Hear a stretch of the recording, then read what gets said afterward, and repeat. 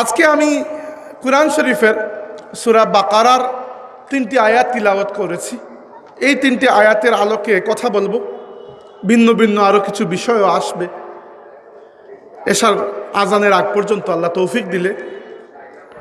সম্মানিত হাজিরিন, আমাদের একটা বিষয় খুব একটু খেয়াল করা প্রয়োজন, সেটি হচ্ছে আমাদের সময়ের মধ্যে বরকত কমে গেছে। এটি আমি বলছি না, এটি আল্লাহর নবী সাল্লাল্লাহু আলাইহি সাল্লাম ভবিষ্যৎবাণী করেছেন। বলেছেন, লা তাকুমুস সাআতু হাত্তা ইয়াতাকারাবুজ জামান। কিয়ামতের আলামত সমূহের মধ্যে একটি আলামত হচ্ছে সময় খুব দ্রুত পাস হয়ে যাবে।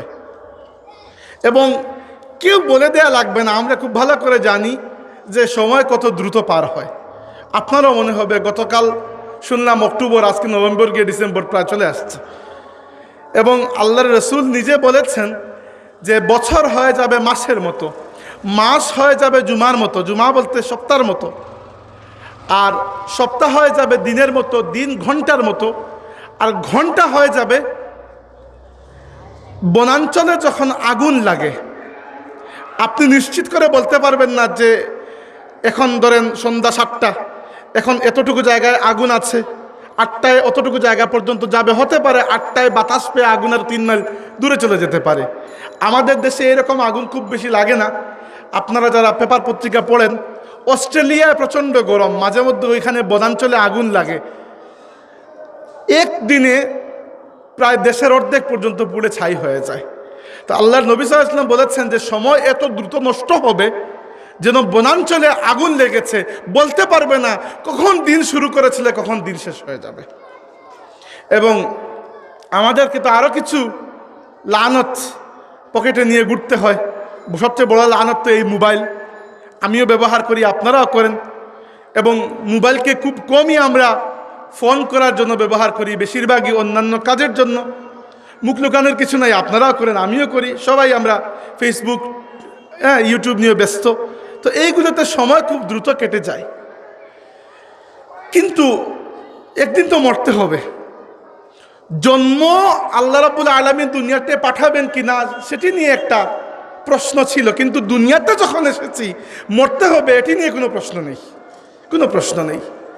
এবার এই সংক্ষিপ্ত জীবনে যদি এমন কিছু করে যেতে না পারি যে আল্লাহর সামনে একটা মুখটা ফর্সা করে দাঁড়াবো, তাহলে আল্লাহ রাব্বুল আলামিন যে কারণে আমাদেরকে দুনিয়াতে দিয়েছেন সেই কারণটা পরিপূর্ণ হলো না। আল্লাহ রাব্বুল আলামিন আমাদেরকে দুনিয়াতে দিয়েছেন এবং বলেছেন, ওয়ামা খালাকতুল জিন্না ওয়াল ইনসা ইল্লা লিয়াবুদুন। আমি মানুষ এবং জিনকে কেবল আমার ইবাদতের জন্য সৃষ্টি করেছি। তাহলে আপনি একে তো হায়াতও কম, 2 নম্বর হায়াতের বেশিরভাগ অংশ চলে যায় অকাজে। তো সামান্য যে কিছু সময় আমরা পাই, সেই সময়গুলোতে যদি কিছু একটা করে যেতে না পারি, তাহলে মানুষ হয়ে জন্ম নেওয়াটা একেবারে বিশাল ব্যর্থতা হয়ে যাবে। এবার আরেকটি বিষয় জরুরি, সেটি হচ্ছে এই সময়ের মধ্যে আমরা কত কিছু করি। তার মধ্যে একটি হচ্ছে আমাদের এই ওয়াজ মাহফিলগুলো। আমি ইদানিং প্রত্যেকটি মাহফিলে ওয়াজ করার আগে ওয়াজের ব্যাপারে একটু ওয়াজ করি, যে আমরা ওয়াজ ভুলে যাচ্ছি। ওয়াজ মাহফিলে আল্লাহর রসুলের যে সুন্নত ছিল সেগুলোকে আমরা আমলেই নেই না। এজন্য আমরা ওয়াজ তো প্রচুর করি, ওয়াজের সংখ্যা বৃদ্ধি পায় নাই, অনেক বৃদ্ধি পেয়েছে। আমি নিজেই বছরে কত মাহফিল করি, আমার বাবা এতগুলো করেন নাই, আমার দাদা অর্থাৎ ফুলতলি সাহেবগুলা তো এত মাহফিল করেন নাই, তখন মাহফিলের সংখ্যা কম ছিল। এটি নাউজুবিল্লাহ, আমি বলছি না আমার ক্রেডিট বেশি, এটি নয়, মাহফিল বেশি হয়ে গেছে, তাই না? কিন্তু সত্যি এই মাহফিলগুলো আমাদের কাজে লাগতেছে, এটি প্রশ্ন করা দরকার।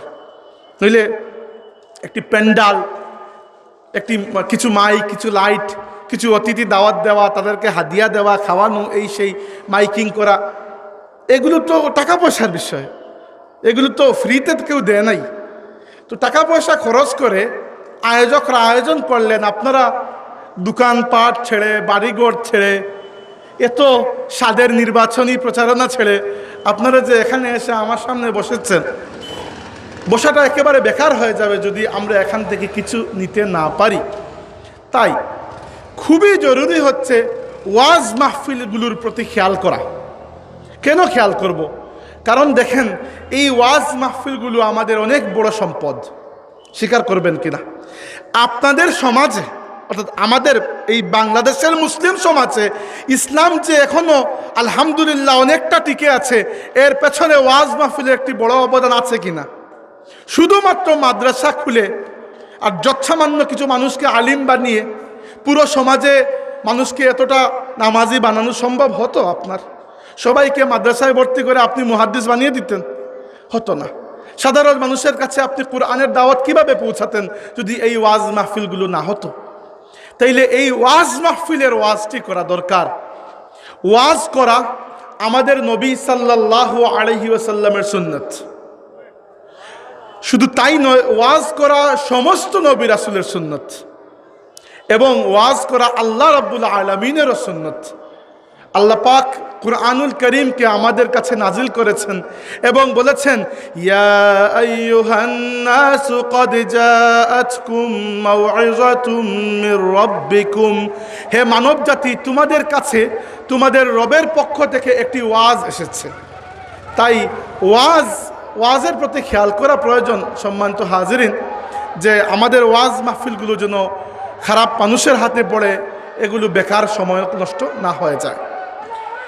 এবার নির্বাচন চলুক, আমাদের মাহফিল চলবে ইনশাআল্লাহ। এবার যে আয়াতগুলো তিলাওয়াত করেছি সে আয়াতগুলো নিয়ে কিছু কথাবার্তা। আমরা যে আয়াত তিলাওয়াত করেছি, আল্লাহ রাব্বুল আলামিন বলেছেন, ওয়ামিনান নাসি মান ইয়াকুলু আমান্না বিল্লাহি ওয়া বিল ইয়াউমিল আখিরি ওয়া মা হুম বিমুমিনিন।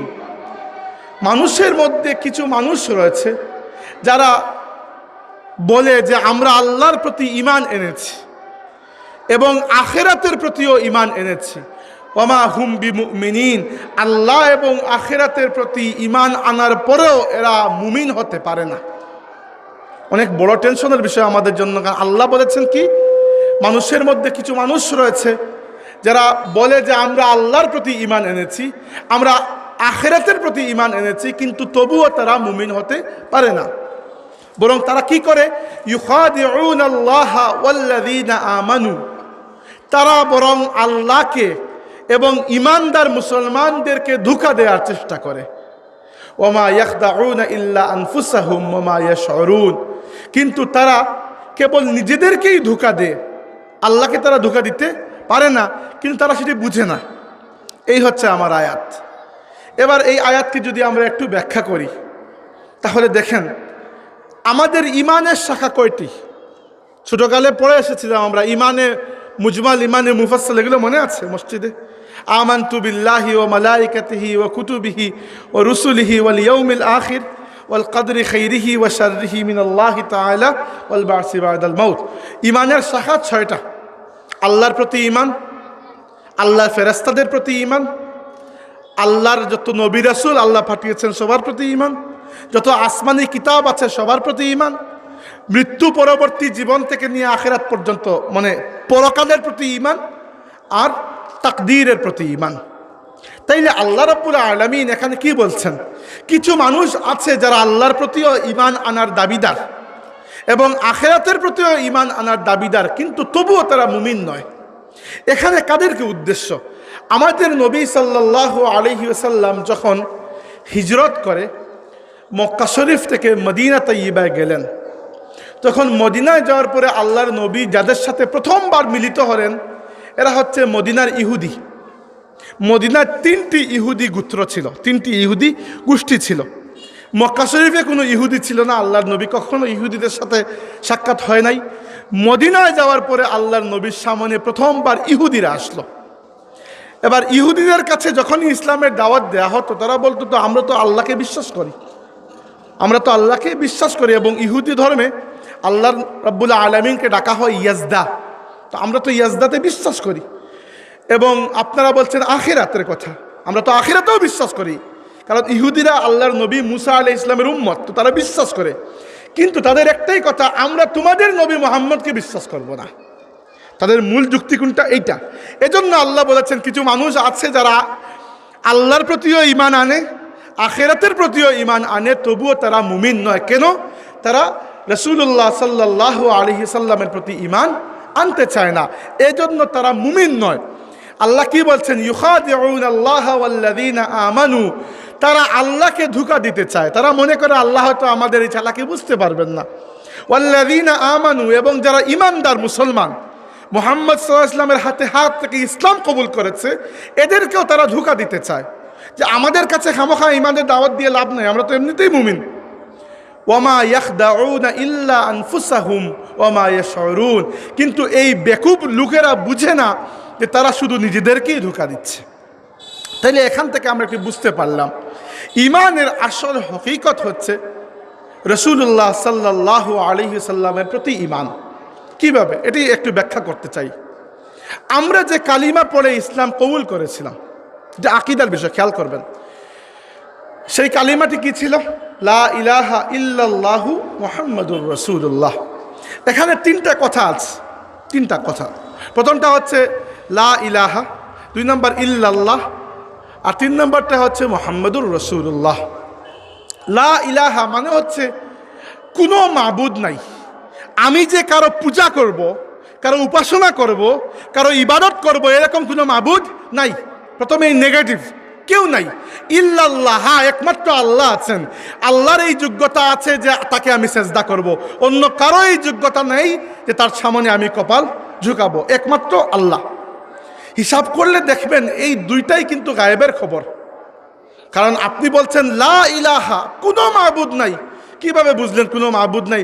আপনি কি সারা দুনিয়া চষে বেরিয়ে দেখেছেন যে কোনো মাবুদ নাই? আল্লাহ রাব্বুল আলামিন বলেছেন যে তিনি 7 আসমান তৈরি করেছেন। আপনি কি 7 আসমানে সফর করে দেখেছেন কোনো মাবুদ নাই? দেখেন নাই। আপনি বলে দিচ্ছেন কোনো মাবুদ নাই।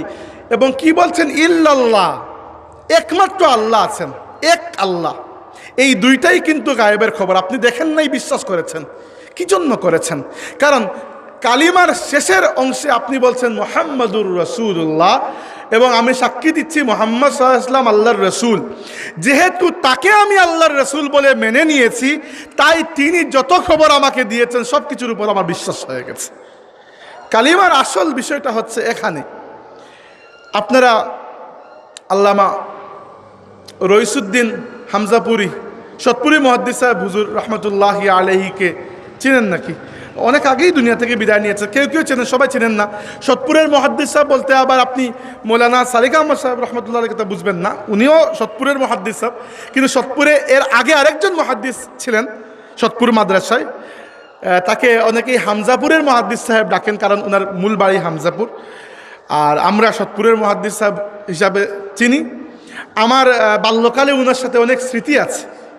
উনি যখনই আমাদের জকিগঞ্জ এলাকায় মাহফিলে যেতেন, ফুলতলি সাহেব বাড়িতে কতক্ষণ রেস্ট নিতেন। তো মাঝে মধ্যে আমাকে বলতেন, বাবাজি চলো আমার সাথে। আমি ছোটো ছিলাম, মাঝে মধ্যে আমাকে কুলে নিয়ে ওয়াজ করতেন, আমার এখনও মনে আছে এটি। এবং খুবই আদর করতেন, খুবই আদর করতেন। তো আল্লাহর বান্দার অনেক ইহসান আমাদের এই মসলকের উপর, কারণ তার কাছ থেকে অনেক কিছু শিখেছি আমরা। তো সতপুরের মুহাদ্দিস সাহেব হুজুর বলেছেন একটি কথা, আমার এখনও মনে আছে, যে কোনো সংবাদকে বিশ্বাস করার আগে সংবাদ কে দিয়েছেন সেটির উপর বিশ্বাস করা খুবই জরুরি। বুঝতে পেরেছেন? যেমন আপনি উদাহরণস্বরূপ ফুলতলিতে যাবেন, এখন জানেন না যে ফুলতলিতে বড় সাহেব কিবলা আছেন কিনা। তো জিজ্ঞেস করলে আমাকে করতে পারেন, কারণ আমি খবর দিলে এটি সঠিক খবর হবে। বাজারে গিয়ে একজনকে জিজ্ঞেস করেছেন, ও ঠিকমতো জানেই না, বলে দিয়েছে একটা। তো সংবাদের আগে যিনি সংবাদ দিয়েছেন তার প্রতি বিশ্বাস করা খুবই জরুরি। তার প্রতি যতটুকু পাক্কা বিশ্বাস হবে, সংবাদের প্রতিও ততটুকু বিশ্বাস হবে। আমরা আসলে প্রথমে এটি মেনে নিয়েছি, বা সাহাবীরা প্রথমে এটি মেনে নিয়েছেন, ইয়া রাসূলুল্লাহ আপনাকে আমরা সত্যবাদী হিসাবে মেনে নিয়েছি। এবার আপনি বলুন আমাদেরকে কি বলবেন? আল্লাহর নবী বলেছেন লা ইলাহা ইল্লাল্লাহ, সাহাবীরাও বিশ্বাস করেছেন লা ইলাহা ইল্লাল্লাহ। আল্লাহর নবী যখন মেরাজে গেলেন, মেরাজের ঘটনা তো লম্বা, এখানে বলার সুযোগ নাই। আল্লাহর হাবিব মেরাজ থেকে ফিরে আসার পরে সকালে তার সাহাবীদের কাছে, মক্কার মানুষের কাছে বর্ণনা করছেন আল্লাহ তাকে কি কি দেখাচ্ছেন, কি কি দেখিয়েছেন, সব কিছু। তো আবু বকর সিদ্দিক রাদিয়াল্লাহু আনহু সেখানে ছিলেন না, অনুপস্থিত ছিলেন। যখন মক্কার মানুষেরা এই কথাগুলো শুনলো, বেশিরভাগই এই কথাগুলো বিশ্বাস করে নাই। তো কয়েকজন মাহফিল থেকে, মজলিস থেকে বিদায় নিয়ে বাড়িতে যাচ্ছে। যাওয়ার পথে তারা দেখতে পেল আল্লাহর নবীর সাহাবী আবু বকর রাদিয়াল্লাহু আনহু বাড়ি থেকে আল্লাহর নবীর কাছে আসছেন। রাস্তায় তারা পেয়ে গেল মক্কার কয়েকজন কাফির, এবং পাওয়ার পরে তারা একটু টিটকারি মেরে বলল যে আবু বকর, তুমি আজকে যাও নাই তোমার নবীর কাছে? তিনি বললেন, না, এখনো যাওয়া হয় নাই, যাচ্ছি আমি। তো তারা বলল, জলদি যাও, আজকে তোমার নবী যে গল্প করতেছেন এইরকম গল্প আগে কখনো করেন নাই। বলছেন তিনি এক রাতে মসজিদুল হারাম মক্কা শরীফ থেকে মসজিদুল আকসা জেরুজালেম, সেখান থেকে 7 আসমান ভেদ করে আল্লাহ রব্বুল আলামিনের আরশে আল্লাহ রব্বুল আলামিনের সাক্ষাৎ লাভ করে আসার পথে জান্নাত জাহান্নাম পরিদর্শন করে এক রাতের মধ্যে আবার চলে এসেছেন। এই সংবাদ আবু বকর রাদিয়াল্লাহু আনহু আল্লাহর নবীর জবান থেকে এখনো শুনেন নাই, শুনেছেন মক্কার কাফিরদের জবান থেকে। কিন্তু রেফারেন্স তারা কার দিয়েছে? তোমার নবী এই কথা বলছেন। আবু বকর রাদিয়াল্লাহু আনহু একবার কনফার্ম করেছেন, সত্যি আমার নবী এই কথা বলেছেন।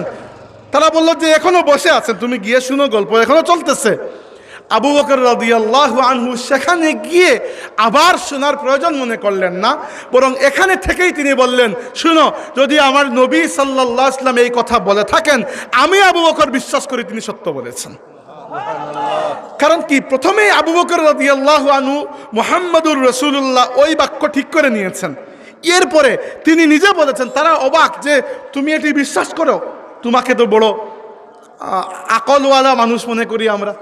তিনি বললেন যে আমার নবী সাল্লাল্লাহু আলাইহি ওয়াসাল্লামকে আল্লাহ রাব্বুল আলামিন এক রাতের মধ্যে এই সব জায়গা ভ্রমণ করিয়েছেন, এটি আমার জন্য বিশ্বাস করা এত কঠিন কিছু নয়। আমার নবী সাল্লাল্লাহু আলাইহি ওয়াসাল্লাম বলেন যে দিনে রাতে তার কাছে আল্লাহর ফেরেশতারা ওহী নিয়ে আসেন। আমরা সামনে তাকিয়ে আমরা দেখি না, কিন্তু তিনি দেখেন, আমরা সেটাও বিশ্বাস করি। সুতরাং একবার যখন বিশ্বাস করে নিয়েছি মুহাম্মদ আল্লাহর রাসূল সাল্লাল্লাহু আলাইহি ওয়াসাল্লাম, এরপরে তিনি যা বলেছেন সব কিছুর উপর আমার অটল বিশ্বাস। এখানেই সাহাবীদের ঈমান আর আমাদের ঈমানের একটি বড় পার্থক্য আছে। আমি কালিমা তাইয়্যিবাকে একটু ভালো করে বুঝাচ্ছি। লা ইলাহা ইল্লাল্লাহ কালিমার মূল অংশ, কালিমার সেই সংবাদ যেটি আল্লাহর নবী আমাদেরকে দিয়েছেন, বাট সংবাদটি দিয়েছেন নবী সাল্লাল্লাহু আলাইহি ওয়াসাল্লাম। অতএব প্রথমে যদি সংবাদ দানকারীর উপর আমার বিশ্বাস ঠিক না হয়, সংবাদের উপর বিশ্বাস ঠিক হবে না। এই পৃথিবীতে আল্লাহর রাসূল বলেছেন যে কিয়ামত সংগঠিত হবে না যতক্ষণ না আমার উম্মতের মধ্যে অন্তত 30 জন সালাসুনা দাজ্জালুনা কাযাবুনা কুল্লুহুম ইয়াজউমু আন্নাহু রাসূলুল্লাহ, আমার উম্মতের মধ্যে অন্তত 30 জন মিথ্যাবাদী বেঈমান বের হবে, এরা প্রত্যেকেই নিজেদেরকে আল্লাহর নবী দাবি করবে। এবার আমরাও জানি এরকম এক নবীকে, ভারতের, বর্তমান পাকিস্তানের পাঞ্জাব প্রদেশের কাদিয়ান গ্রামে মির্জা গুলাম আহমদ কাদিয়ানির নাম আপনারা হয়তো শুনেছেন। সে নিজেকে নবী দাবি করেছিল, অনেক উম্মতও পেয়ে গেছে। সে তো দুনিয়াতে এখন আর নাই, জাহান্নামে চলে গেছে। তার উম্মতেরা এখনও আছে, ভারতে আছে, পাকিস্তানে আছে, ইংল্যান্ড এবং জার্মানিতে তাদের অনেক বড় কার্যক্রম আছে। মির্জা গুলাম আহমদ কাদিয়ানি বলেছিল তার কাছে আল্লাহর পক্ষ থেকে ওহী আসে। মির্জা গুলাম আহমদ বলেছে কি তার কাছে আল্লাহর পক্ষ থেকে ওহী আসে। আপনি বিশ্বাস করেছেন ওহী আসে? কেন করেন নাই? কারণ ওর উপরই আপনার বিশ্বাস নাই। দেখেছেন, কথা আল্লাহর কথা মুহাম্মদ সাল্লাল্লাহু আলাইহি ওয়াসাল্লাম যেটি বলেছেন, মির্জা গুলাম আহমদও সেটি বলেছে, কিন্তু আপনি মুহাম্মদ সাল্লাল্লাহু আলাইহি ওয়াসাল্লামের কথা বিশ্বাস করেছেন, মির্জা গুলাম আহমদের কথা বিশ্বাস করেন না। কেন? কারণ কথা বিশ্বাস করে কথকের উপরই প্রথমে আমার বিশ্বাস হয় নাই। তাই যিনি কথা বলেছেন তার উপর প্রথম বিশ্বাসটি পাকাপোক্ত করা জরুরি, এরপরে কথার উপর বিশ্বাস আসে। আল্লাহর রাসূলের সাহাবীরা বদরের প্রান্তরে একত্রিত হয়েছেন। সাহাবায়ে কেরাম বদরের প্রান্তরে, বদর যুদ্ধ করার কোনো খেয়াল প্রথমে ছিল না। সাহাবীদেরকে আল্লাহর নবী নিয়ে গিয়েছেন আরেকটি ব্যবসায়ী কাফেলাকে রাস্তায় আটকে দেওয়ার জন্য, কিন্তু ওই কাফেলা অন্যদিকে চলে গেছে। মক্কা থেকে সংবাদ পেয়ে আবু জাহেলের নেতৃত্বে 1000 সৈন্যের সুসজ্জিত বাহিনী বদরের প্রান্তরে উপস্থিত। আল্লাহর নবীর সাথে মাত্র 313 জন মুসলমান, এর মধ্যে মাত্র 2 জনের কাছে ঘোড়া আছে, উট আছে কয়েকজনের কাছে, কিন্তু যুদ্ধের ময়দানে উট তেমন কোনো কাজের কিছু না। যুদ্ধের ময়দানে কাজের জিনিস হচ্ছে ঘোড়া। উটের তো গতি কম, তারপরে তরবারি খুব কম মানুষের হাতে, বেশিরভাগের হাতেই লাঠি সোঁটা। যুদ্ধের নিয়তে কেউ বের হয়ে আসেন নাই। আল্লাহর রাসূল তার সাহাবীদেরকে জিজ্ঞেস করেছেন, আশিরু ইলাইয়া আইয়ুহান নাস, হে মানুষেরা আমাকে পরামর্শ দাও, কি করব? যুদ্ধ করব নাকি ফিরে যাব? সাহাবীদের মধ্যে নিশ্চুপ সাহাবীরা এরকম পটর পটর কথা বলতেন না। আল্লাহর নবী কিছু জিজ্ঞেস করলে জানলেও আদবের সাথে বসে থাকতেন। রাসূলুল্লাহ যখন সত্যিই জিজ্ঞেস করছেন, সাহাবীরা বুঝতে পারছেন যে পরামর্শ দিতেই হবে এখানে। তো সাহাবীদের মধ্যে সবচেয়ে সিনিয়র হযরত আবু বকর সিদ্দিক রাদিয়াল্লাহু আনহু দাঁড়িয়ে বললেন, ইয়া রাসূলুল্লাহ, আমাদেরকে জিজ্ঞেস করার তো কোনো কারণ নাই। আপনি আপনার রবের পক্ষ থেকে যে আদেশ পেয়েছেন সেটি করুন, আমরা আপনার সাথে আছি। আল্লাহ নবী বললেন, আল্লাহ তোমার প্রতি রহম করুন, বসে যাও। তিনি বসে গেলেন। আবার বললেন, আশিরু ইলাইয়া আইয়ুহান নাস, মানুষেরা আমাকে পরামর্শ দাও, কি করব? দ্বিতীয়বার উমর রাদিয়াল্লাহু আনহু সেকেন্ড সিনিয়র, তিনি দাঁড়িয়ে বললেন, ইয়া রাসূলুল্লাহ, আপনি যা করবেন আমরা আপনার সাথে আছি, আমাদের কাছে জিজ্ঞেস করার কোনো কারণ নাই। আল্লাহর নবী তার জন্য দোয়া করলেন, বললেন বসে যাও। তিনিও বসে গেলেন। আল্লাহর নবী 3 নম্বর বার জিজ্ঞেস করলেন, আশিরু ইলাইয়া আইয়ুহান নাস, হে মানুষেরা আমাকে পরামর্শ দাও। মিকদাদ ইবনে আমর রাদিয়াল্লাহু আনহু দাঁড়ালেন, দাঁড়িয়ে বললেন, ইয়া রাসূলুল্লাহ, আমরা তো মুসা আলাইহিস সালামের উম্মত নই। মুসা আলাইহিস সালাম তার 6 লক্ষ উম্মতকে, বনি ইসরাইলকে ফেরাউনের হাত থেকে বাঁচিয়ে যখন নিরাপদে নিয়ে এসেছেন, আসার পরে বলেছেন যে আল্লাহ তোমাদের জন্য জিহাদ ফরজ করেছেন, বাইতুল মুকাদ্দাসকে কাফিরের হাত থেকে উদ্ধার করতে হবে। তারা যাদেরকে তাদের নবী এইমাত্র বাঁচিয়ে নিয়ে এসেছেন, তারা জবাব দিয়েছে যে মুসা, তুমি এবং তোমার আল্লাহকে যুদ্ধ করে আসো, আমরা এখানে বসে আছি। তাদের মন ছিল যে তুমি জিততে পারলে আমরা যাব, এর আগে রিস্ক নিতে চাই না। কিছু কিছু মানুষ আছে না যারা একটু বাঁচিয়ে বাঁচিয়ে দিন পালন করতে চায়। আল্লাহ বলেছেন, ওয়ামিনান নাসি মান ইয়াবুদুল্লাহ আলা হারফ, কিছু মানুষ আছে যারা কিনারায় কিনারায় আল্লাহর ইবাদত করতে চায়, ধরি মাছ না ছুঁই পানি, এরকম অবস্থা আর কি। তো বনি ইসরাইলও ছিল এরকম, তারা কিনারায় কিনারায় করতে চাইতো। তো মিকদাদ রাদিয়াল্লাহু আনহু বলেন, ইয়া রাসূলুল্লাহ, আমরা তো মুসা আলাইহিস সালামের উম্মত নই যে আপনাকে বলবো আপনি আর আপনার আল্লাহকে যুদ্ধ করে আসুন। আপনি যদি আমাদেরকে বারকুল গামাদ, আরবের সবচেয়ে দক্ষিণের এলাকা, ওইখান পর্যন্ত নিয়ে যান, তবুও আমরা আপনার সাথে যেতে রাজি আছি। আল্লাহর নবী তার জন্য দোয়া করলেন, বললেন বসো। 4 নম্বর বার একই প্রশ্ন করলেন যে আমাকে পরামর্শ দাও। ঘটনা খেয়াল করুন। এবার সাহাবীদের মধ্যে একটু চিন্তা যে হ্যাঁ, এরকম হয় মাঝে মধ্যে, তাকিদ দেওয়ার জন্য আল্লাহর নবী মাঝে মধ্যে 1 করে 3 বার বলেন, কিন্তু 4 বার বলার কোনো রেকর্ড নাই। তারপরে আমরা সবাই তো হাবাচক উত্তর দিচ্ছে, কেউ নাবাচক জবাব দিচ্ছে না। তাইলে এক কথা যখন আমাদেরকে 3 বার জিজ্ঞেস করেছেন, 3 বার আমরা জবাব দিয়েছি, আল্লাহর নবী কেন 4র্থবার জিজ্ঞেস করলেন? তখন মদিনার সাহাবীদের নেতা যিনি ছিলেন, সাআদ ইবনে মুআজ রাদিয়াল্লাহু আনহু, তিনি দাঁড়ালেন, দাঁড়িয়ে বললেন, কাআন্নাকা তা'নিনা ইয়া রাসূলুল্লাহ, ইয়া রাসূলুল্লাহ, আপনি সম্ভবত আমাদের দিকে ইশারা করছেন। অর্থাৎ আপনি এর আগে 3 বার প্রশ্ন করেছেন, 3 বার জবাব দিয়েছেন আবু বকর, ওমর, মিকদাদ, 3 জনই মক্কার মানুষ। এরা মক্কা থেকে আপনার সাথে আছে, মদিনায় এসেও আপনার সাথে আছে, আমরা পরে যুক্ত হয়েছি, এজন্য হয়তো আপনি চিন্তা করেছেন যে আমরা সাথে থাকবো কিনা। ইয়া রাসূলুল্লাহ, আমরা জানি আপনার সাথে আমাদের একটি চুক্তি হয়েছে। সত্যি মদিনার আনসারদের সাথে আল্লাহ নবীর চুক্তি ছিল যে মদিনায় ঢুকে যদি শত্রু আক্রমণ করে তাহলে মদিনার মানুষ আল্লাহ নবীকে রক্ষা করবেন।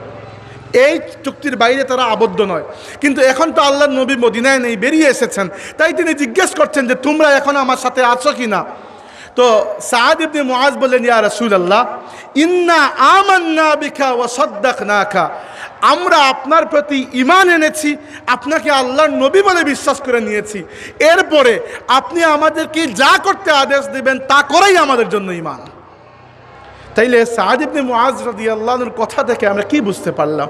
ওই যে আয়াত তিলাওয়াত করেছিলাম আমি, আল্লাহ বলেছেন যে ওমিনান নাসি মান ইয়াকুলু আমান্না বিল্লাহি ওয়া বিল ইয়াউমিল আখির ওয়া মা হুম বিমুমিনিন, কিছু মানুষ আছে যারা বলে আমরা আল্লাহর প্রতি ঈমান এনেছি, মদিনার ইহুদিদের মতো, ওয়াল ইয়াউমিল আখির, আখিরাতের প্রতিও বিশ্বাস রাখি, ওমা হুম বিমুমিনিন, কিন্তু তারা মুমিন নয়। কেন মুমিন নয়? কারণ মদিনার ইহুদিরা মুহাম্মদুর রাসূলুল্লাহকে আল্লাহর রাসূল বিশ্বাস করতে চাইতো না, এজন্য তারা ঈমানদার নয়। সম্মানিত হাজিরিন, এই যে মাহফিলে মিলাদুন নবী, এই মাহফিলে মিলাদুন নবীর কি প্রয়োজন? প্রয়োজন হচ্ছে ওই যে আমরা যেন এমন মানুষের অন্তর্ভুক্ত না হই যাদের ব্যাপারে আল্লাহ বলেছেন ওমিনান নাসি মান ইয়াকুলু আমান্না বিল্লাহি ওয়া বিল ইয়াউমিল আখিরি ওয়া মা হুম বিমুমিনিন। আমাদের ব্যাপারে যেন আল্লাহ রাব্বুল আলামিন এই সার্টিফিকেট না দেন যে যদিও এরা আল্লাহ বিশ্বাসী, আখিরাতে বিশ্বাসী, কিন্তু এরা মুমিন নয়। কেন মুমিন নয়? কারণ নবী সাল্লাল্লাহু আলাইহি ওয়াসাল্লামের প্রতি সম্পর্ক রাখে না। ঈমান রাখে তাও তো মুখে মুখে, কিন্তু ভেতরের কোনো কিছু দেখা যায় না। এজন্য আমরা প্রত্যেক বছর বড় শখ করে এই সকল দিনগুলো পালন করি, কারণ আল্লাহ রাব্বুল আলামিন তার নবী মুসাকে বলেছেন ওয়াযাক্কিরহুম বিআইয়ামিল্লাহ, আল্লাহর যে গুরুত্বপূর্ণ দিনগুলো আছে এগুলো আপনার উম্মতকে আপনি স্মরণ করিয়ে দিন। আর মুসা আলাইহিস ইসলামের মতো আমাদের উম্মতের মধ্যেও গুরুত্বপূর্ণ যে দিনগুলো আছে আমরা সেগুলো এজন্য পালন করি। লাইলাতুল কদর, লাইলাতুল শবে বরাত, লাইলাতুল নিসফি মিন শাবান, তারপরে ঈদুল ফিতর, ঈদুল আজহা, রমজান মাস, আশুরা, ঈদে মিলাদুন্নবী। ঈদে মিলাদুন্নবী কোনো একটি দিনের মধ্যে আমরা রাখি না, পুরো মাস, পুরো বছরেই নিয়ে যাই। কেন? আল্লাহ বলেছেন ফাযাক্কিরহুম বিআইয়ামিল্লাহ, মানুষকে আল্লাহর বিশেষ বিশেষ দিনের কথা মনে করিয়ে দিন। কেন? এই দিনগুলোর সাথে মানুষের ঈমানের সম্পর্ক রয়েছে। আমরা যেহেতু উম্মতে মুহাম্মদ হয়েছি, তাই মুহাম্মদুর রাসূলুল্লাহর আগমন উপলক্ষে আমরা এই দিনগুলোকে, এই মাসগুলোকে, এই উপলক্ষকে স্মরণ করা, এজন্য আল্লাহ শুকরিয়া আদায় করা একান্ত কর্তব্য।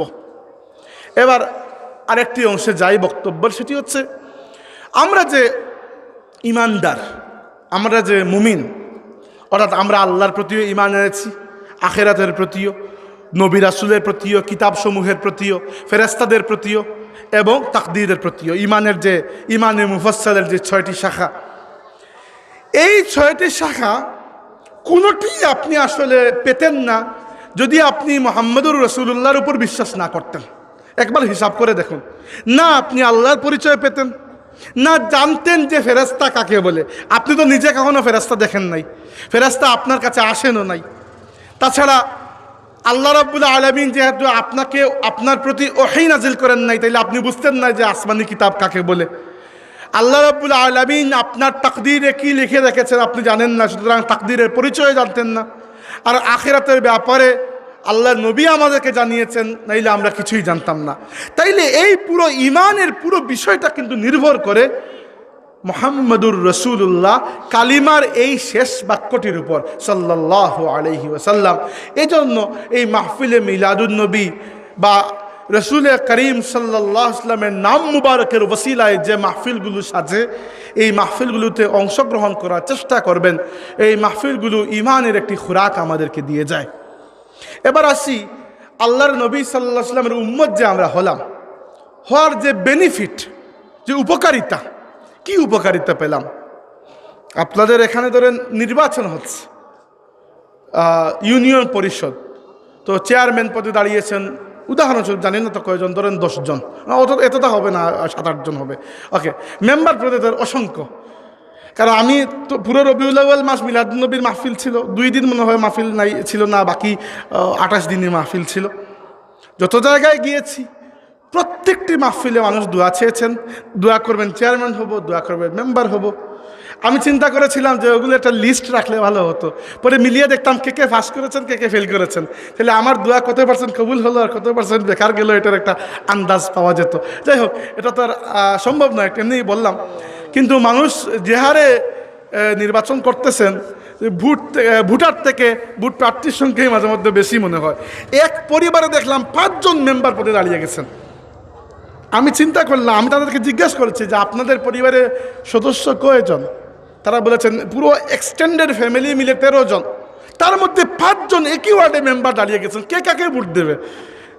তো যাই হোক, আমাদের সিলেটে যেখানে আমি চুল কাটি, একটি দোকানে, ওই দোকানের যিনি চুল কাটেন উনি হিন্দু এক ভাই। তিনি বড় আফসোস নিয়ে আমাকে বলতেছেন যে, যাই বলেন সম্বোধন করে বলতেছেন যে বড় বিপদের মধ্যে পড়েছে। উনি হিন্দু, তাদের এই গোষ্ঠীর মধ্যে তার চাচা মামা সবাই দাঁড়িয়ে গেছেন।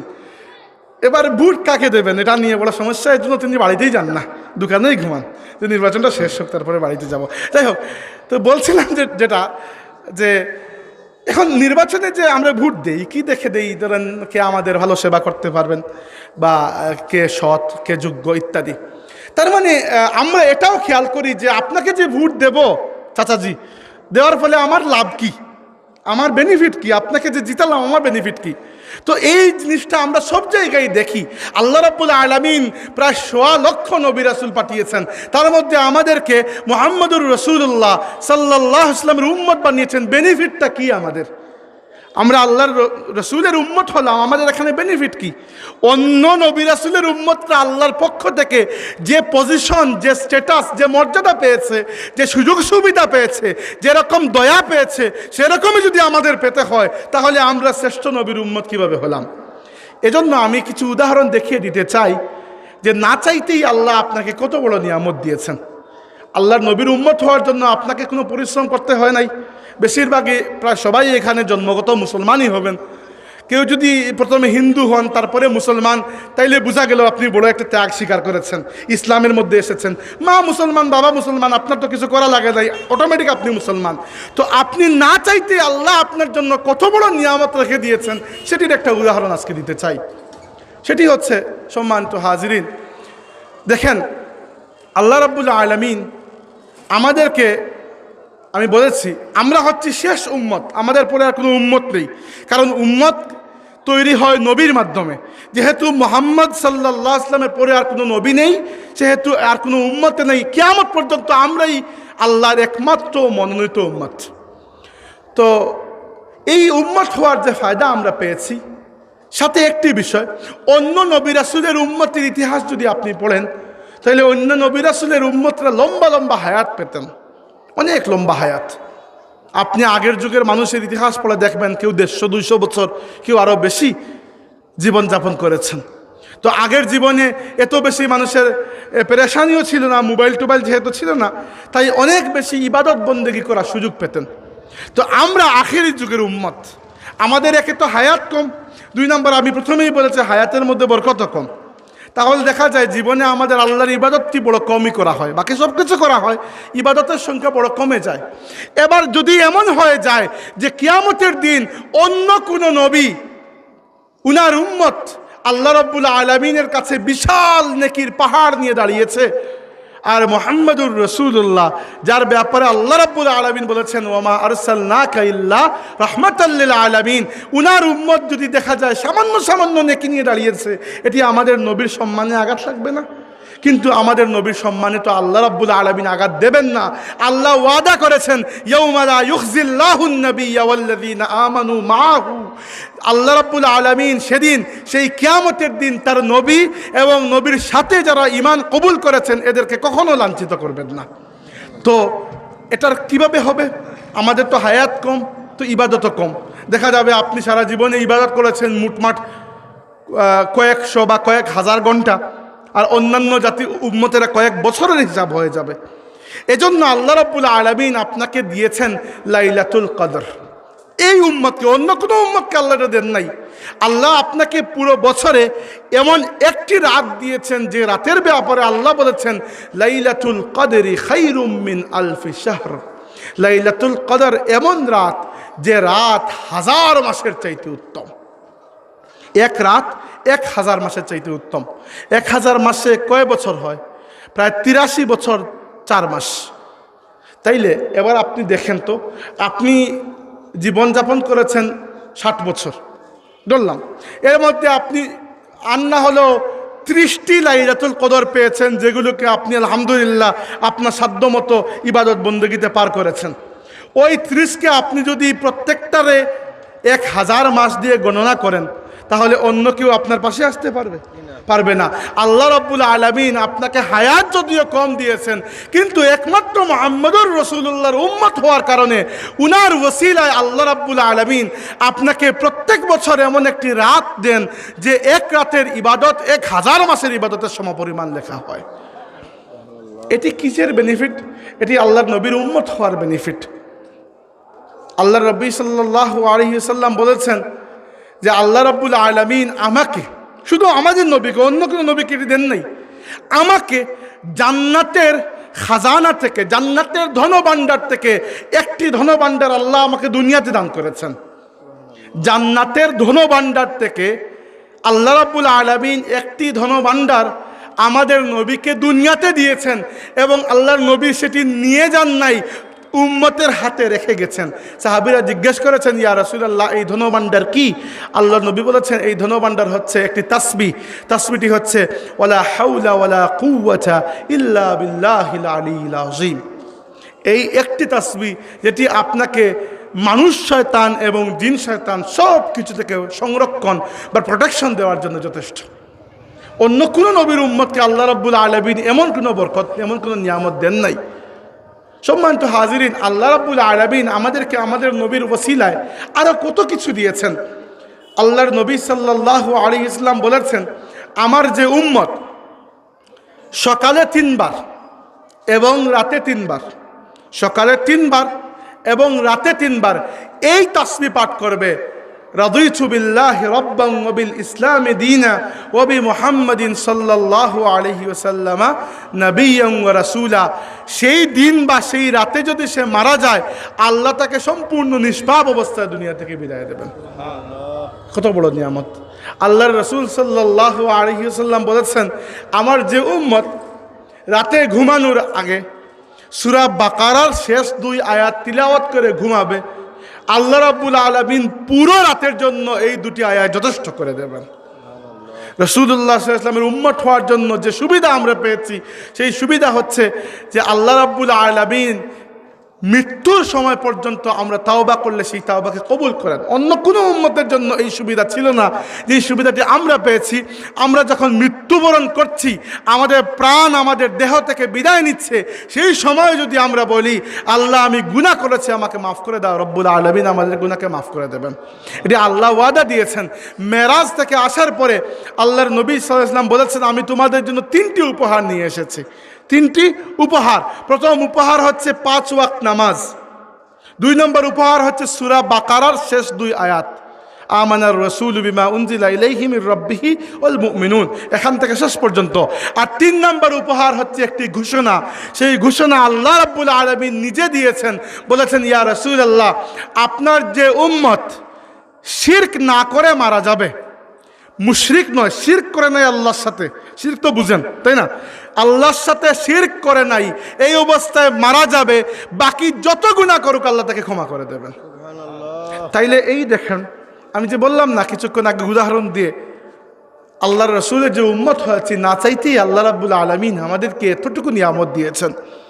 এই সমস্ত কিছুর শুকরিয়া আদায় করার জন্য আল্লাহর বান্দারা যখন এক জায়গায় একত্রিত হন, এই মাহফিলগুলোকে আমরা বলি মাহফিলে মিলাদুন্নবী। মাহফিলে মিলাদুন্নবী বলতে কেউ আশ্চর্যজনক কোনো কিছুকে মনে করে। মাহফিলে মিলাদুন্নবী কোনো আশ্চর্যজনক কিছু নয়।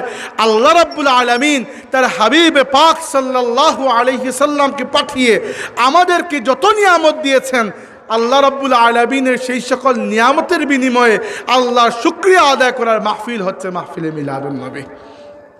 শুধু তাই নয়, সম্মানিত হাজিরিন, আল্লাহ রাব্বুল আলামিন, আমি যে বক্তব্যের শুরুতে বলেছিলাম যে আমার সাথে 2 বার দুরূদ শরীফ পড়ুন, পড়ার পরে আপনারা দুরূদ শরীফ পড়েছিলেন।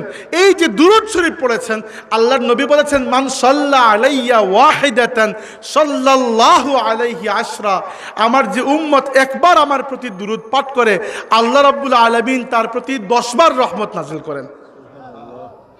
আপনি যে আল্লাহর রাসূলকে সালাম দেন, আপনি যে আল্লাহর নবীকে সালাম দেন, আল্লাহর নবী সাল্লাল্লাহু আলাইহি ওয়াসাল্লাম বলেছেন, মা মিন আহাদিন ইউসাল্লিমু আলাইয়া ইল্লা রাদ্দাল্লাহু আলাইয়া রূহি হাত্তা আরুদ্দা আলাইহি সালাম, আমার যে উম্মত দুনিয়ার যে জায়গা থেকে আমার প্রতি সালাম দিক, আমি তার সালামের জবাব তাকে দান করি। তাইলে দেখেন সম্মানিত হাজিরিন, এই মাহফিলে মিলাদুন্নবীগুলো আসলে আল্লাহ রাব্বুল আলামিনের পক্ষ থেকে আমাদেরকে যত নিয়ামত দেওয়া হয়েছে, সেই সকল নিয়ামতের শুকরিয়া। এবার আসুন দ্বিতীয় অধ্যায় শেষ, কয়েকটি কথা বলবো বলেছিলাম। প্রথমে বলেছি ওই 2 আয়াতের আলোকে, পরে বললাম যে সকল নিয়ামত আমাদের নবীর ওসিলায় পেয়েছি। এখন তৃতীয় বিষয় কিছু বর্তমান যুগের আলোকে কিছু কথাবার্তা। সেগুলো হচ্ছে যে দেখেন, আমরা আসলে অকাজে ব্যস্ত হয়ে গেছি, এবং এটি শুধু আমাদের দেশে নয়, সারা দুনিয়ার মুসলিম উম্মতের অবস্থা হচ্ছে। আপনি যদি তাকিয়ে দেখেন, আমরা অকাজে ব্যস্ত হয়ে গেছি। আমরা যখন চিন্তা করি, সেই চিন্তাটাও করি পশ্চিমাদের চিন্তার আলোকে। আমরা যখন কাজ করি, সেই কাজের ফ্যাশনটাও হয় ওদের আলোকে। তাই আল্লাহ রাব্বুল আলামিন যদিও বড় নিয়ামত দিয়েছেন, এই পৃথিবীর 700 কোটি মানুষের মধ্যে প্রায় 160 কোটি মানুষ মুসলমান, কিন্তু 160 কোটি মুসলমানের মধ্যেও সেই পরিমাণ তাকত, সেই পরিমাণ হিম্মত, সেই পরিমাণ শক্তি, সেই পরিমাণ সাহস, সেই পরিমাণ বল নেই, যেই পরিমাণ বল নিয়ে মাত্র 313 জন সাহাবী বদরের প্রান্তরে উপস্থিত হয়েছিলেন। এটি আমাদের জন্য বড় কষ্টকর বিষয়। আমি যখন মানুষকে কথাগুলো বলি, সবাই হাত পা ছেড়ে দিয়ে একটি জবাব দেয় আমাকে, যে এগুলো তো কিয়ামতের আলামত। ঠিক আছে, মানছি আমি কিয়ামতের আলামত, কিন্তু কিয়ামতের আলামত যদি হয়েও থাকে, তবুও তো আল্লাহ রাব্বুল আলামিন কিয়ামতের ময়দানে আপনাকে জিজ্ঞেস করবেন, তোমাকে তো আমি মুসলমান বানিয়ে দুনিয়াতে দিয়েছিলাম, তোমার জীবন তুমি কোন কাজে ব্যয় করেছো, আমাকে একটু হিসাব দাও। আল্লাহর নবী বলেছেন যে 5টি প্রশ্ন রয়েছে, যে 5টি প্রশ্নের জবাব দেওয়ার আগ পর্যন্ত কোনো আদম সন্তান আল্লাহ রাব্বুল আলামিনের সামনে থেকে তার পা নড়াতে পারবে না। প্রথম প্রশ্ন হচ্ছে আন উমরিহি ফিমা আফনাহু, 2 নম্বর ও আন শাবাবিহি ফিমা আবলাহু, 3 নম্বর হচ্ছে ওয়ান মালিহি মিন আইনা ইকতাসাবাহু, 4 নম্বর ও ফিমা আনফাকাহু, 5 নম্বর হচ্ছে ওয়ামাজা আমিলা ফিমা আলিমা। প্রথম প্রশ্ন, আল্লাহ জিজ্ঞেস করবেন, তোমাকে আমি হায়াত দিয়েছিলাম, জীবন, এই জীবনে তুমি কি করেছো, আমাকে হিসাব দাও। 2 নম্বর প্রশ্ন আল্লাহ রাব্বুল আলামিন করবেন, তোমাকে আমি যৌবনের শক্তি দিয়েছিলাম, বিশেষ করে বৃদ্ধ মানুষের তো বিশেষ কিছু করার শক্তিও থাকে না, যৌবনের শক্তি দিয়েছিলাম, তুমি কোন কাজে ব্যয় করেছো। 3 নম্বর, সম্পদ কোন কোন সোর্স থেকে কামাই করেছো। 4 নম্বর, সম্পদ কোন কোন খাতে ব্যয় করেছো। আর 5 নম্বর হচ্ছে, আমি তোমাকে যে ইলিম দিয়েছিলাম, সেই ইলিমের হিসাব লাগবে না, কিন্তু ইলিম অনুযায়ী কি আমল করেছো সেটির হিসাব লাগবে।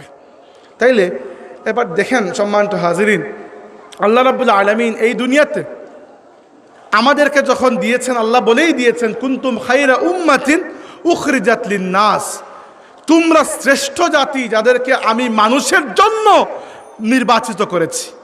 মানুষের মধ্য থেকে শুধু নয়, মানুষের জন্য, আমরা মানুষের জন্য কল্যাণকামী হব।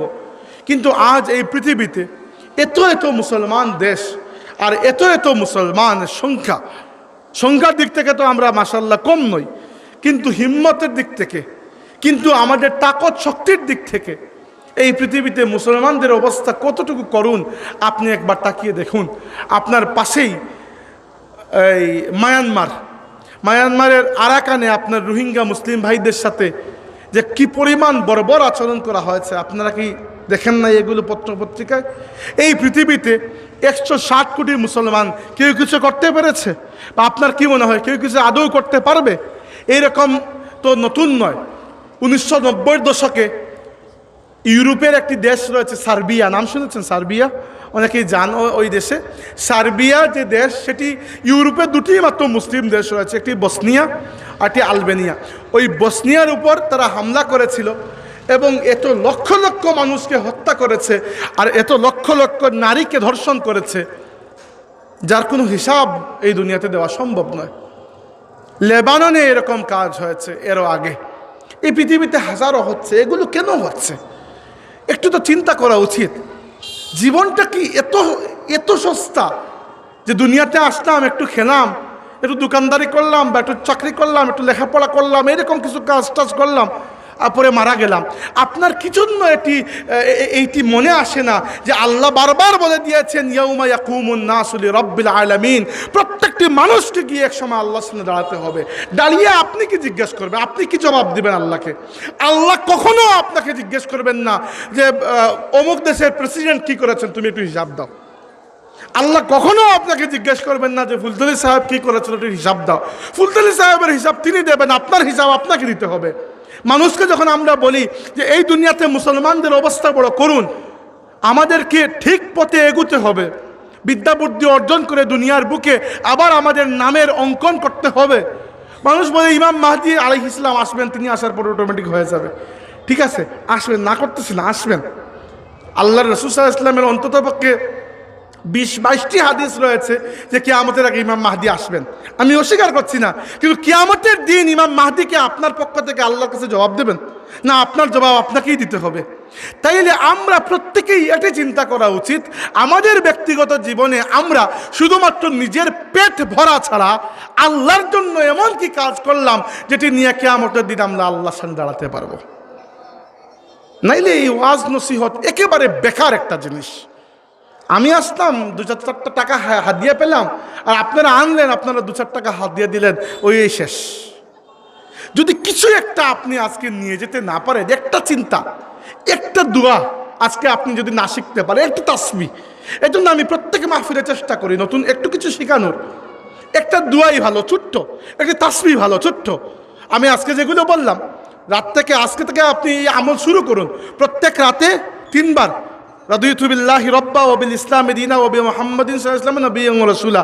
আর প্রত্যেক সকালে 3 বার এই তাসবিহ আজকে থেকে আমল করুন। আজকের ওয়াজের আপনি এই লেসন নিয়ে গেলেন। 2 নম্বর একটি চিন্তা আপনি নিয়ে যান যে আমি আমার ব্যক্তিগত জীবনে, বাকি দুনিয়ার হিসাব বাদ দেন, আল্লাহ আপনাকে পুরো বাঙালি মুসলিম জাতির হিসাব দিতে বলবেন না। না এই পাওয়ার আপনার আছে, না এই সুযোগ আপনার আছে, কিন্তু আপনার জীবনে আপনি আল্লাহর জন্য কি করেছেন? আপনি ছোটকালে একটি কবিতা পড়েছিলেন, আমি পড়েছিলাম, আমার মনে আছে, কোন ক্লাসে ছিল মনে নাই, যে হাসরের দিন বলিবেন খুদা হে আদম সন্তান, তুমি মুরে করোনাই সেবা জবে চিনুরোগে অজ্ঞান। এইরকম একটা কবিতা ছিল না? আমি প্রথমে মনে করতাম বানোয়াট কবিতা, কিন্তু আল্লাহর কসম আমি আল্লাহর রাসূলের হাদিসে এই কবিতা পেয়েছি।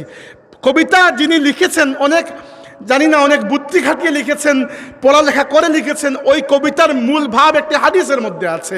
আল্লাহ রাব্বুল আলামিন সত্যিই কিয়ামতের দিন বান্দাকে জিজ্ঞেস করবেন, আমি রোগাক্রান্ত ছিলাম, তুমি কেন সেবা করো নাই? আমি ক্ষুধার্ত ছিলাম, তুমি কেন খাদ্য দাও নাই? বান্দা বলবে, আল্লাহ আমি তোমার বান্দা, তুমি রব, তুমি কিভাবে ক্ষুধার্ত হবে? তোমাকে কিভাবে খাবার খাওয়াবো? তুমি তো এগুলো থেকে পাক, তুমি কিভাবে রোগাক্রান্ত হবে? তোমাকে কিভাবে আমি সেবা করব? তুমি তো পাক এগুলো থেকে। আল্লাহ রাব্বুল আলামিন বলবেন, যবে আমার কোনো এক অসহায় পিপাসার্ত বা ক্ষুধার্ত বা রোগাক্রান্ত বান্দা তোমার কাছে একটু সাহায্যের জন্য এসেছিল, তুমি যখন সম্ভব থাকা সত্ত্বেও মুখ ফিরিয়ে দিয়েছিলে, তখন যদি তার সেবা করতে বা তাকে একটু খাবার দিতে, তাহলে আমি আল্লাহকে খাবার দেওয়ার মতো হয়ে যেত। এটি আমার কথা না, এটি আপনার নবী সাল্লাল্লাহু আলাইহি ওয়াসাল্লামের হাদিস। সুতরাং আমাদেরকে প্রত্যেককেই এটা চিন্তা করা উচিত, অন্ততপক্ষে আমাদের ব্যক্তি জীবনে আমরা এমন কি করলাম যেটি নিয়ে কবরের অন্ধকারে আমাদের কবরটিকে আলোকিত করতে পারবো, আর হাসরের দিন আল্লাহর সামনে মুখটা ফর্সা করে দাঁড়াতে পারবো। ধরেন উদাহরণস্বরূপ বললাম, ওই যে বক্তব্যের মধ্যখানে বলেছিলাম একজন অনেক বড় বুজুর্গের কথা, সোদপুরের মুহাদ্দিস সাহেব বলতে বারবার বলছি আমি, মৌলানা আলী আহমদ সাহেব রহমতুল্লাহি আলাইহি নন, উনিও সোদপুরের মুহাদ্দিস ছিলেন, কিন্তু আমি উনার আগের যিনি মুহাদ্দিস ছিলেন উনার কথা বলছি, আল্লামা রইসুদ্দিন সাহেব রহমতুল্লাহি আলাইহি, হামজাপুরি মুহাদ্দিস সাহেব হুজুর। তো যেটি বললাম যে উনাকে আমরা কি ডাকি? মুহাদ্দিস ডাকি, মুহাদ্দিস সাহেব ডাকি। মুহাদ্দিস, উনার জীবনে উনি কি করেছেন? আল্লাহর রাসূলের হাদিস শিখেছেন, মানুষকে শিখিয়েছেন। এর বিনিময়ে তিনি কি পাবেন আল্লাহর কাছে? আল্লাহর নবী বলেছেন, নাদ্দারাল্লাহু ইমরাআন সামিআ মিন্না শাইআন ফাহাফিজাহু ফাবাল্লাগাহু কামা সামিআহু আও কামা ক্বালা। অনেকগুলো হাদিস আছে, আমি মিলিয়ে বলে দিলাম। আল্লাহর রাসূল বলেছেন, যে ব্যক্তি আমাদের কাছ থেকে কোনো হাদিস শুনলো, যে ব্যক্তির কাছে আমার কোনো হাদিস সে শিখলো, সে সংরক্ষণ করলো এবং মানুষকে সেটি জানিয়ে দিল, অর্থাৎ আমার হাদিসের খিদমত করলো, আল্লাহ কিয়ামতের দিন তার মুখটি উজ্জ্বল ফর্সা করে তুলবেন। তাহলে বোঝা গেল যে তিনি তার জীবনকে এমন একটা কাজে ব্যয় করেছেন যে কাজটি নিয়ে তিনি কিয়ামতের দিন আল্লাহর সামনে দাঁড়াতে পারবেন। আমাদের রারাইর মুহাদ্দিস সাহেব হুজুর, দোয়া করবেন, উনি অনেক অসুস্থ, আমাদের সবার উস্তাদের উস্তাদ, চিন্তিত পারতেছেন। হ্যাঁ, তো উনিও একই তালিকায় সামিল। আল্লামা সালিক আহমদ সাহেব রহমতুল্লাহ আলাইহি, ওনারা একই তালিকায় সামিল। তারা কি করেছেন? সারাটি জীবন আল্লাহর রাসূলের দিনের আল্লাহর রাসূলের হাদিসের খিদমত করেছেন। এর বিনিময় স্বরূপ কি হবে? কিয়ামতের দিন অন্য কারো মুখে নূর থাকুক কিংবা না থাকুক, আল্লাহর নবীর হাদিসের খিদমত যারা করেছেন এই মুহাদ্দিসদের মুখ নুরানি উজ্জ্বল হয়ে থাকবে। আমাদের মুর্শিদ হযরত বড় সাহেব কিবলা জীবন কিসের মধ্যে ব্যয় করেছেন? প্রথমেই তো এক কথায় বললে ইয়েতিমের সাথে, অনাথ বিধবা বাদবাকি তো আছেই। তো কিভাবে বিনিময়টা হবে? তার বিনিময় এভাবে হবে, আল্লাহর নবী বলেছেন আনা ওয়া কাফিলুল ইয়াতামা কাহাতাইনি ফিল জান্নাহ। আল্লাহর রাসূল নিজের দুটি আঙ্গুল একত্রিত করে, আমি দেখাচ্ছি না, এটি দেখানো বেয়াদবি, আল্লাহর নবী তার নিজের দুটি আঙ্গুল, শাহাদত আঙ্গুল আর মধ্যমা আঙ্গুল একত্রিত করে সাহাবীদের সামনে দেখিয়ে বলেছেন যে আমার এই দুইটি আঙ্গুল যেরকম একেবারে একটির সাথে আর একটি একত্রিত হয়ে লেগে আছে, যে ব্যক্তি দুনিয়াতে ইয়াতিমকে সেবা শুশ্রূষা করবে, ইয়াতিমের অভিভাবকত্ব করবে, ইয়াতিমের গার্ডিয়ান হবে, জান্নাতে সে আমার সাথে এইরকম একত্রিত হয়ে বসবাস করবে। তো আপনিও তো কিছু করেন না, আপনিও চেষ্টা করেন। ফুলতলি সাহেব যে কিয়ামত পর্যন্ত আর কেউই হবেন না এমনটি কেন আমরা মনে করে বসে থাকবো? ইনশাআল্লাহ ফুলতলি সাহেবের রুহানি জিসমানি আওলাদের মধ্য থেকে আরো কয়েকজন ফুলতলি সাহেব বের হয়ে আসবেন, এটি তো এই সকল ওয়াজের উদ্দেশ্য। অতএব সারা দুনিয়ার চিন্তা আপাতত বাদ দেন, নিজেরটা একটু করুন। আমি আপনাকে দুই একটি জিনিস শিখিয়ে এরপরে শেষ করব। আমার একটু ব্যস্ততা আছে, এই জন্য আমি খুব লম্বা সময় তো আর টানতে পারবো না। আপনাদের আজান কয়টায় আল্লাহ জানে? আজান মনে হয় 6:45 সব জায়গায় হয়, এখানে হয়তো এরকমই হবে। আচ্ছা, 6:45 আমরা শেষ করবো ইনশাআল্লাহ। যেটা বলছিলাম যে এবার ব্যক্তিগত জীবনে কি করবেন সংক্ষিপ্ত করে একটি শিখিয়ে দিচ্ছি। একটু কঠিন হবে, কিন্তু চেষ্টা করে দেখতে পারেন, জীবনের মধ্যে পরিবর্তন আসবে। আল্লাহ রাব্বুল আলামিন দুনিয়াতেও আপনাকে নূর দেবেন, কবরেও দেবেন, হাসরের ময়দানেও দেবেন ইনশাআল্লাহ। প্রথমটি হচ্ছে, প্রত্যেক দিন যদি নাও বা পারেন, মাঝে মধ্যে একটু রাতে ঘুম থেকে জাগবেন, জেগে কাউকে জানানোর দরকার নেই, ঘুম থেকে উঠেই ফেসবুক খোলার দরকার নেই, কাউকে বলার দরকার নেই, চুপি চুপি উজু করবেন, 2 রাকাত শান্তিতে নামাজ পড়বেন। তখন কেউ দেখান নাই, শুধুমাত্র আপনি আর আপনার সামনে আপনার রব তাবারাকা ওয়া তাআলা। আপনি আপনার রবকে আপনার রবের কালাম তিলাওয়াত করে শোনাবেন, কুরআন তিলাওয়াত করে শোনাবেন এবং দীর্ঘ সাজদা করবেন। শেষ করে আল্লাহ রাব্বুল আলামিনের কাছে হাত তুলবেন, জীবনের চাওয়াগুলো আল্লাহর কাছে রাখবেন, সাথে সাথে যেই সকল জিনিস না চাইতেই পেয়ে গেছেন সেগুলোর জন্য প্রাণ ভরে শুকরিয়া আদায় করবেন, আর নিজের গুনাহগুলো থেকে আল্লাহর কাছে মাফ চাইবেন। ইমাম গাজালি রহমতুল্লাহি আলাইহি, বড় পীর সৈয়দ আব্দুল কাদের জিলানী রহমতুল্লাহি আলাইহি সহ বড় বড় উলামায়ে কেরাম, আউলিয়া সালেহিনরা বলেছেন, যাদের রাতে উঠে আল্লাহর কাছে কিছু চাওয়ার বা চোখের পানি ঝরানোর অভ্যাস নাই, তারা কখনো আল্লাহর মকবুলিয়ত লাভ করতে পারে না। অতএব প্রত্যেক দিন আমি বলছি না, কারণ এই অভ্যাস বক্তার মধ্যেও নেই, কিন্তু মাঝে মধ্যে অন্ততপক্ষে চেষ্টা করবেন এই অভ্যাসটি হারতে দেবেন না। এই অভ্যাসটি আল্লাহর নবী বলেছেন যে আগের নবী রাসূলদের এবং নবী রাসূলের উম্মতের মধ্যে আউলিয়া সালেহিনদের সবার অভ্যাস ছিল রাতের অন্ধকারে উঠে আল্লাহর কাছে কান্নাকাটি করা। গুনাহ আমরা সবাই করি, আল্লাহর নবী বলেছেন কুল্লু বানু আদম খাত্তাউন, প্রত্যেক আদম সন্তান গুনাহগার, ওয়া খায়রুল খাত্তাইনা আত-তাওয়াবুন, ভালো গুনাহগার তারা যারা গুনাহ করার পরে তাওবা করে ফেলে। তাওবার জন্য উৎকৃষ্ট সময় হচ্ছে যখন আপনি মানুষকে দেখানোর জন্য নয়, খালিস আপনার রবের জন্য তাওবা করছেন। মাঝে মধ্যে একটু চেষ্টা করবেন রাতে উঠে আল্লাহর সাথে একটু কথাবার্তা বলার, আল্লাহর কাছ থেকে কিছু আদায় করার, আল্লাহর কাছ থেকে যা পেয়েছেন সেগুলো শুকরিয়া আদায় করার, এবং যেগুলো করে আল্লাহকে আপনি নারাজ করেছেন সেগুলোর জন্য আল্লাহর কাছে ক্ষমা চাওয়ার। বুঝতে পেরেছেন?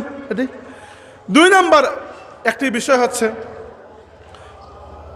সম্মানিত হাজিরিন, আল্লাহ রাব্বুল আলামিন আমাদেরকে যে কয়েকটি ইবাদত দিয়েছেন, যদিও আল্লাহ বলেছেন যে ওয়ামা খালাকতুল জিন্না ওয়াল ইনসা ইল্লা লিয়াবুদুন, আমি এই আয়াত বক্তব্য শুরুতে পড়েছিলাম, আমি মানুষ এবং জিনকে কি জন্য সৃষ্টি করেছি?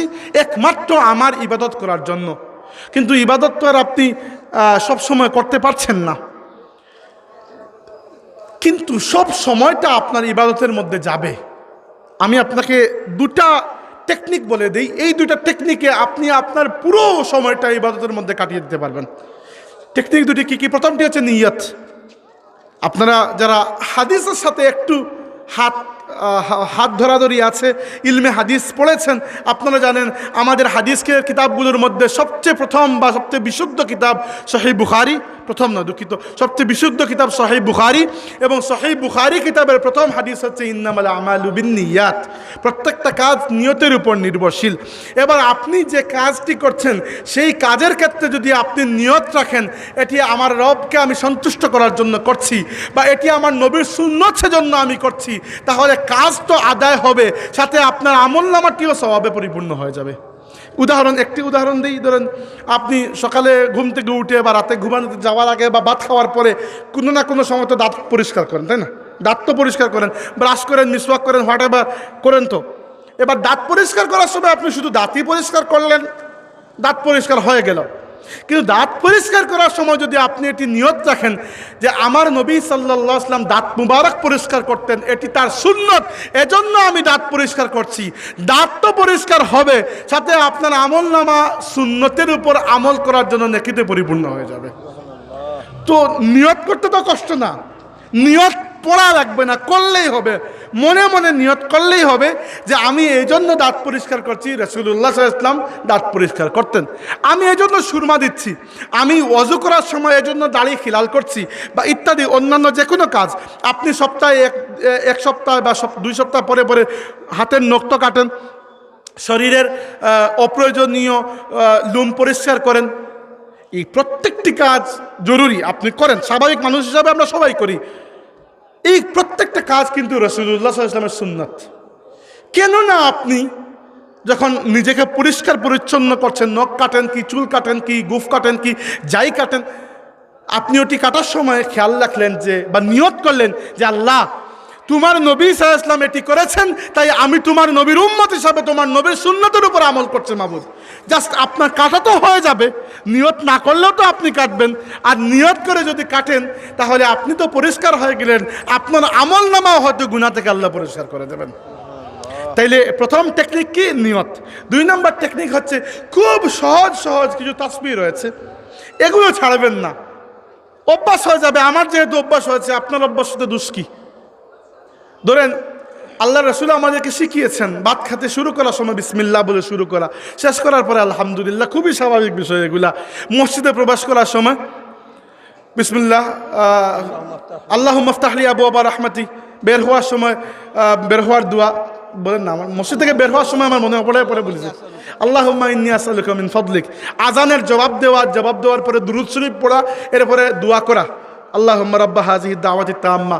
বাথরুমে প্রবেশ করার সময় দোয়া পড়া, আউযু বিল্লাহি মিনাল খুবুসি ওয়াল খাবাইস, বা আল্লাহুম্মা আউযু বিকা মিনাল খুবুসি ওয়াল খাবাইস।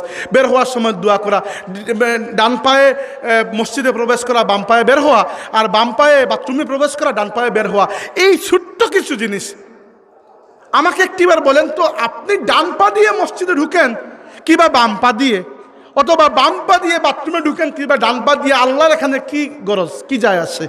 আসল উদ্দেশ্য হচ্ছে আল্লাহ চান তার নবীর পদে পদে আপনাকে অনুসরণ করাতে। আল্লাহ রাসূল সাল্লাল্লাহু আলাইহি ওয়াসাল্লাম এটি করেছেন, খালাস, কোনো প্রশ্ন নাই, আপনার সুন্নতের উপর আমল হয়ে যাবে। ডান পা দিয়েও প্রবেশ করলে আপনি ওই প্রবেশ করছেন, বাম পা দিয়েও তো ওই প্রবেশ করছেন, এরকম তো কিছু না যে বাম পা আগে দিয়ে দিলে আপনাকে কেউ ফিরিয়ে দিচ্ছে না। কিন্তু এই সামান্য পরিবর্তনের কারণে, ছোট্ট একটি টেকনিকের কারণে সুন্নতের উপর আপনার আমল হয়ে গেল, আল্লাহ রাসূলের সাথে সম্পর্ক আপনার আরেক ধাপ বৃদ্ধি পেয়ে গেল। আপনি সুরমা মাখছেন চোখের সৌন্দর্যের জন্য, আমরা সবাই মাখি। আপনি চুল আঁচড়াচ্ছেন, আল্লাহ রাসূল চুল আঁচড়াতেন। আপনি মাথায় তেল দিচ্ছেন, আল্লাহ নবী তেল দিতেন। আপনি মেহেন্দি দিচ্ছেন, মেহেদি, ওকে আমরা মেহেন্দি বলি, ওকে মেহেন্দি দিচ্ছেন, মেহেন্দি দেওয়াটাও সুন্নত। আসলে আল্লাহ নবী সাল্লাম প্রায়ই মেহেন্দি দিতেন মাথায়, দাড়িতে। তেল দেওয়া সুন্নত। রাসূলুল্লাহ সাল্লাল্লাহু আলাইহি ওয়াসাল্লাম আয়না দেখতেন, আয়না দেখাও সুন্নত। চুল আঁচড়ানো সুন্নত, দাড়ি মুবারক আঁচড়ানো সুন্নত। চাদর পরা, এটি আল্লাহ রাসূলের সুন্নত। রাসূলুল্লাহ সবসময় চাদর পরতেন। লুঙ্গি পরা, রাসূলুল্লাহ লুঙ্গি পরতেন। আরও অনেক কিছু। মাঝে মধ্যে আসওয়াদাইন খাওয়া, আসওয়াদাইন বুঝেন, খেজুর ভিজানো পানি, পানিতে খেজুর ভিজিয়ে রাখলেন, পরে ওই পানিটা, খেজুরটা তো খাবেন, পানিটাও খেয়ে নিলেন। তো এগুলো কি জন্য? ছোট্ট ছোট্ট টেকনিক, কিন্তু আপনার নবীর সাথে আপনার সম্পর্কটা বৃদ্ধি পাবে। সম্পর্কের দরকার আছে না নাই? আছে। সম্পর্কের দরকার তখনই হবে না যখন আপনার মধ্যে এতটুকু বেটাগিরি থাকবে যে আমার নবীর শাফাআত লাগবে না, আমি এমনিতেই জান্নাতে চলে যাব, এরকম যদি বেটাগিরি আপনার মধ্যে থাকে বা এরকম যদি আমল থাকে, তাহলে সম্পর্ক লাগবে না। কিন্তু আপনি যদি আমার মতো গুনাহগার হন, আপনার যদি এটি মনে হয় যে আমার নেকি দিয়ে তো জান্নাতে যাওয়া সম্ভব নয়, যতক্ষণ না আল্লাহর নবীর শাফাআত এসে আমার হাত ধরেছে, তাইলে তো সম্পর্কের প্রয়োজন আছে। এই ছোট্ট ছোট্ট টেকনিক, প্রথমটি হচ্ছে নিয়ত, 2 নম্বর এই ছোট ছোট বিষয়গুলোর পরিবর্তন। অর্থাৎ আপনি ভাত খেতে শুরু করেছেন বিসমিল্লাহ বলে, শেষ করেছেন আলহামদুলিল্লাহ, ছোট্ট যদি ঘুমাতে গিয়েছেন আল্লাহুম্মা বিসমিকা আমুতু আহিয়া, জাগ্রত হয়েছেন আলহামদুলিল্লাহিল্লাযী আহিয়ানি বা'দা মা আমাতানি ওয়া ইলাইহিন নুশুর। এই ছোট্ট ছোট্ট জিনিসগুলো, এই ছোট্ট যে তাসবিহগুলো আছে, এই কয়েকটা, খুব বেশি তো না, এগুলো যদি মুখস্থ করেন আর কয়েকদিন খেয়াল করে পড়েন, অভ্যাস হয়ে যাবে এবং এই অভ্যাসগুলো আপনার জীবনে আল্লাহর নবীর সুন্নতের রঙে রঙিন করে দেবে ইনশাআল্লাহ। তো এই দুটি জিনিস বললাম। বক্তব্য শেষ করার আগে এই দুটি আবার রিপিট করছি। একটি হচ্ছে মাঝে মধ্যে, সবসময় বলছি না কারণ সবসময় বক্তারও অভ্যাস নেই, কিন্তু মাঝে মধ্যে অন্তত পক্ষে রাতে একটু আল্লাহর কাছে, আল্লাহর সামনে সেজদায় পড়বেন, চোখের পানি ঝরাবেন, মাফ চাইবেন। বিশেষ করে আমরা তো খালি চাই, দেও দেও দেও দেও, মাঝে মধ্যে এটিও বলবেন আল্লাহ যা দিয়েছে তার শুকরিয়া। আল্লাহ রাব্বুল আলামিন বলেছেন লা ইন শাকারতুম লা আযীদান্নাকুম, শুকরিয়া আদায় করলে আরো বাড়িয়ে দেব, তাহলে শুকরিয়া আদায় করবেন। 2 নম্বরটা কি বললাম, যে ওই জীবনের মধ্যে ছোট্ট পরিবর্তন আনার জন্য নিয়তকে ঠিক করবেন, আর ওই যে ছোটো ছোটো তাসবিহগুলো আছে ওগুলোকে একটু খেয়াল করে ওই জায়গায় বসিয়ে নেবেন। কতক্ষণ লাগে আল্লাহুম্মা আফতাহ লি আবওয়াবা রাহমাতিক পড়তে? 2 সেকেন্ড কিংবা 3 সেকেন্ড, মিনিট তো জীবনেও লাগবে না, মিনিট কিন্তু অনেক লম্বা সময়। তো 3 সেকেন্ডে আপনার কি আসে যায়, কিন্তু অনেক বড় কিছু, কিয়ামতের দিন গিয়ে দেখবেন এটি উহুদ পাহাড়ের সমান মোটা নেকি হয়ে আছে। তাইলে এই বিষয়গুলো জীবনের মধ্যে নিয়ে আসার চেষ্টা করবেন। আজকের ওয়াজটা থেকে আমরা এটি শিখে গেলাম। আল্লাহ রাব্বুল আলামিন আমাকে এবং আপনাদের সবাইকে আমল করার তৌফিক দিন। সুবহানাকাল্লাহুম্মা ওয়া বিহামদিকা আশহাদু আল্লা ইলাহা ইল্লা আনতা আস্তাগফিরুকা ওয়া আতুবু ইলাইক। দুরূদ শরীফ পড়ুন। সাল্লাল্লাহু আলা সাইয়্যিদিনা ওয়া মাওলানা মুহাম্মদ ওয়া আলা আলিহি سيدنا ومولانا محمد وعلى آله وأصحابه وسلم. اللهم آمين. الحمد لله رب العالمين، والصلاة والسلام على سيد المرسلين وعلى آله وأصحابه أجمعين. اللهم إنا نسألك بأننا نشهد أنك أنت الله لا إله إلا أنت الأحد الصمد الذي لم يلد ولم يولد ولم يكن له كفوا أحد. ربنا ظلمنا أنفسنا وإن لم تغفر لنا وترحمنا لنكونن من الخاسرين. ربنا فاغفر لنا ذنوبنا وإسرافنا في أمرنا وثبت أقدامنا وانصرنا على القوم الكافرين. আল্লাহ আমরা এই মাহফিল তুমি কবুল করো মাবুদ। আল্লাহ এই মাহফিলের সওয়াব নিয়ে তোমার হাবিব সাল্লাল্লাহু আলাইহি ওয়াসাল্লামের রদা পাকে পৌঁছাও। আল্লাহ তোমার হাবিবর तमाम উম্মতে মরহুমা মুমিন মুমিনাতের কবরে তুমি পৌঁছাই দাও। এই জমিনও তোমার দিনের খিদমত করি আজ এই সকল মানুষ গেছেন গিয়ে দুনিয়া থেকে বিদায় নিচ্ছেন, এরা কবরও পৌঁছাই দাও মওলা রব্বুল আলামিন। আমরা মাফ করে দাও, আমরা জিন্দা মুর্দা মা বাবারে মাফ করে দাও। তোমার হাবিবর तमाम উম্মতে মরহুমা মুমিন মুমিনাতকে মাফ করে দাও। আল্লাহ এই জমিন থেকে তোমার গজবরে দূর করো, রহমত আর বরকত নাজিল করো। আমরা তোমার দিনের উপরে সাবিত কদম রাখিও মৌলা রব্বুল আলামিন। তোমার হাবিব সাল্লাল্লাহু আলাইহি ওয়াসাল্লাম এবং তার সাহাবা কেরামে যে পথে চলিয়া গেছেন, তোমার ওলিয়া উলিয়া তোমার বান্দা আখলার মাঝে উলামা কেরাম যে পথে চলিয়া গেছেন, আমরাও সেই পথে চলার তৌফিক দাও আল্লাহ। এই মানুষগুলোর সাথে আমরা কিয়ামতের দিন উঠাইও, তোমার হাবিব সাল্লাল্লাহু আলাইহি ওয়াসাল্লামের লেওয়ায়ে হামদর নিচে আমরা জায়গা দিও। আল্লাহুম্মা ইন্না নাসআলুকা শাফাআতি হাবিবিকা সাল্লাল্লাহু আলাইহি ওয়াসাল্লাম ইয়াউমাল কিয়ামা। আল্লাহ তুমি আমরা রিজিকের মাঝে বরকত দাও আল্লাহ। আমরা দুনিয়ার কোনো জায়গায় বেইজ্জত বেহুরমত করিও না রব্বুল আলামিন। আল্লাহ আমরা জালিমও বানাইও না, আমরা মজলুমও বানাইও না রব্বুল আলামিন। তোমার বহুত বান্দা হলে বেকসিয়া দোয়া চাইন, তামামর দরখাস্তরে তুমি তোমার হাবিবর ওসিলায় কবুল করো মাওলা। আল্লাহ তামামর হাজাত নেক বানাওয়ার পুরা করে দাও। আমরা এই মাহফিল থেকে তোমার কোনো বান্দার হাতটা তুমি খালি ফিরাইয়া দিও না রব্বুল আলামিন। এই জমিনও বড় অশান্তি। আল্লাহ তোমার হাবিবর উম্মতকে তুমি দুনিয়ার যে জায়গাত রাখো, দেশে প্রবাসে সব জায়গায় তুমি হেফাজত করো। আল্লাহ দুনিয়া থেকে বিদায় দেওয়ার সময় আমরা ঈমানের সাথে দিও, হাসরের ময়দানেও আমরা ঈমানদার আল্লাহর সাথে রাখিও। বিফadli সুবহান রাব্বিকা রাব্বিল ইজ্জাতি আম্মা ইয়াসিফুন ওয়া সালামুন আলাল মুরসালিন ওয়া আলহামদুলিল্লাহি রাব্বিল আলামিন।